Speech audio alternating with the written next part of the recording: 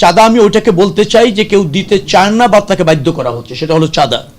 চাঁদা সড়ক পরিবহনের চাঁদা যেটা বলা হয় সেভাবে আমি চাঁদা এই দেখছি না। সেটা হচ্ছে সেটা না, সেটা পরে করবে। সেটা হচ্ছে বাস মালিক সমিতি আছে, আবার শ্রমিক সমিতিগুলিও আছে, ফেডারেশন আছে। তারা তাদের কল্যাণে, এটা একটা অলিখিত বিধির মতো কোনো কোনো সময় তাদের কল্যাণেই তারা এটা ব্যয় করে, বিধায় কালেক্ট করে তাদের সম্মতিতে। চাঁদা আমি ওইটাকে বলতে চাই যে কেউ দিতে চান না বা তাকে বাধ্য করা হচ্ছে, সেটা হলো চাঁদা। এখন ধরেন মালিক সমিতি আছে, তারা একটা নির্দিষ্ট হারে প্রত্যেকটা টিপস থেকে টাকা তোলে, মালিকদের কল্যাণে ব্যবহার করতে চায়। কতটুকু ব্যবহার হয় সেটা জানি না, সেটা নিয়ে হয়তো বিতর্ক আছে।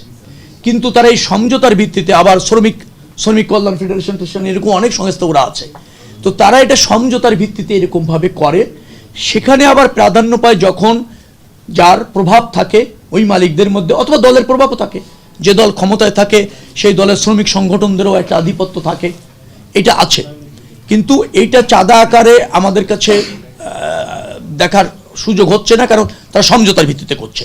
চাঁদাবাজি এরকম যদি কেউ করতে আসে, তা কোনো সুযোগ নেই, কোনো সুযোগ নেই। যোগাযোগ মন্ত্রণালয়ের অধীনে বা যে সমস্ত জায়গা আছে সেখানে বাইরে থেকে কেউ চাপ প্রয়োগ করে চাঁদা নেবে, অনৈতিক সুবিধা নেবে, সে সুযোগ নেই। কিন্তু মালিকরা যদি সমঝোতার ভিত্তিতে ওটা করে, সেটাও আমরা তাদের সাথে কথা বলে দেখব যে সেখানে কেউ ডিপ্রাইভ হচ্ছে কিনা এবং সেই অর্থের অপব্যবহার হচ্ছে কিনা, সেটা আমরা দেখব।